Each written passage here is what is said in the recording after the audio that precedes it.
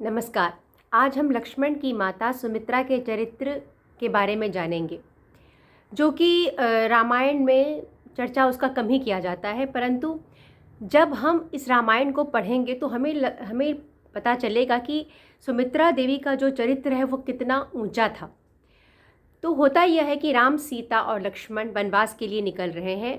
वह कौशल्या माता को प्रणाम करते हैं, दशरथ जी को प्रणाम करते हैं। परंतु जब लक्ष्मण अपनी माता सुमित्रा को प्रणाम कर रहे होते हैं तो सुमित्रा उन्हें बहुत सुंदर बातें बताती हैं, बहुत अच्छी बातें समझाती हैं, ताकि उनका पुत्र जिस निर्णय को लेकर, जिस सेवा भाव को लेकर वन में जा रहे हैं, वह उसको पूर्ण कर सके। तो सुमित्रा जी कहती हैं कि लक्ष्मण, तुम राम के अनुयायी हो, इसीलिए तुम्हारे निर्णय से मैं सहमत हूँ। परंतु इस बात का स्मरण रहे कि राम के सेवा में वन में कोई त्रुटि नहीं होनी चाहिए। रामे प्रमादम माँ कार्षी पुत्र भ्रातरी गच्छति। राम वन में इधर उधर जाएं तो उनकी सेवा में कोई कमी नहीं रहनी चाहिए। और आगे सुमित्रा अपने पुत्र को समझाते हुए कहती हैं कि व्यसनी वा समृद्धो वा, व्यसनी वा समृद्धो वा गतिरेष्टवानघ ये श्लोके सताम धर्मो यज्जयेष्ठ वशगो भवेत्। अर्थात चाहे राम किस भी परिस्थिति में हो, पुत्र समृद्ध हो, संपन्न हो, चाहे कोई भी परिस्थिति में हो, परंतु वह तुम्हारी गति है। और इस लोक का यही धर्म रहा है कि ज्येष्ठ भ्राता के अधीन होके जो अनुज है वह काम करे।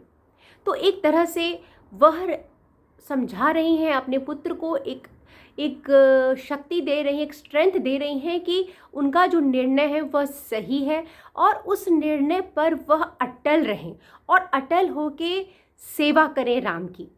तो ये बहुत ही उच्च चरित्र का दर्शाता है कि जो सुमित्रा माता का है, वो यह नहीं जान रहे, किसी उन चीज़ की उनकी चाहत नहीं है कि उनका पुत्र को राजलक्ष्मी मिले या कोई शक्ति संपन्न हो, पावर मिले, पर उन्होंने अपने दोनों संतानों को सेवा का भाव सिखाया है।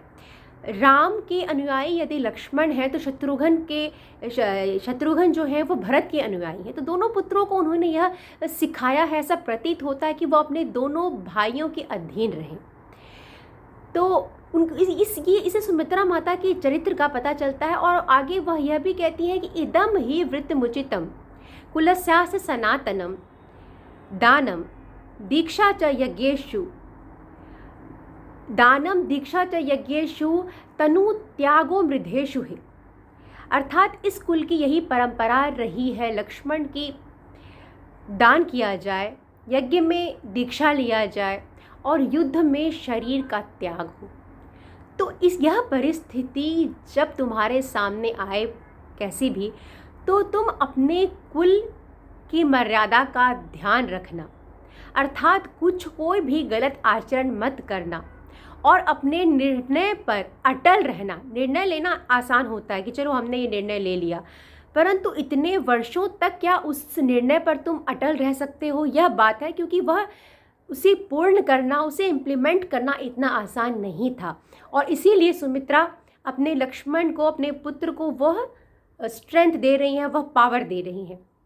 और आगे सुमित्रा जी बहुत सुंदर बात कहती हुई कहती हैं कि उन्हें कहीं ना कहीं यह लगा होगा कि हो सकता है कि लक्ष्मण को सब कुछ छोड़ रहे हैं। लक्ष्मण जी वो अकेले जा रहे हैं, राम के साथ तो फिर भी सीता है, लक्ष्मण सिर्फ सेवा के लिए जा रहे हैं। तो कभी लक्ष्मण को महल की, अयोध्या की, इन सभी की याद ना आए, माता पिता की याद ना आए।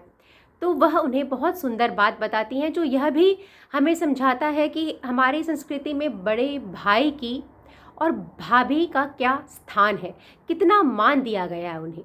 तो सुमित्रा जी कहती हैं, रामम दशरथम विद्धि मम विद्धि जनकात्मजाम अयोध्याटवीयम विद्धि गच्छतात यथा सुखम। कि हे लक्ष्मण, तुम राम में ही अपने पिता के दर्शन करना। हे लक्ष्मण, तुम भाभी में ही, जनक नंदिनी में ही अपनी माँ को देखना। और हे लक्ष्मण, तुम जिस वन में रहो उसी को अयोध्या जानना।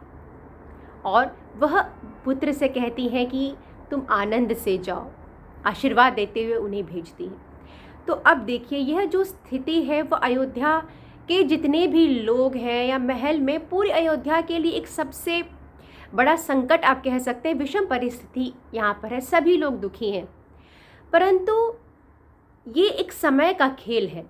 कैकेयी की चेतना समय ने सबसे निम्न कर दी है। कैकेयी की चेतना बहुत निम्न हो चुकी है। जो वह उनके मुंह से जो शब्द निकल रहा है, जब वह चीर वस्त्र सीता राम को स्वयं अपने हाथों से दे रही हैं, तो कितना नीचे उनकी चेतना चली गई है।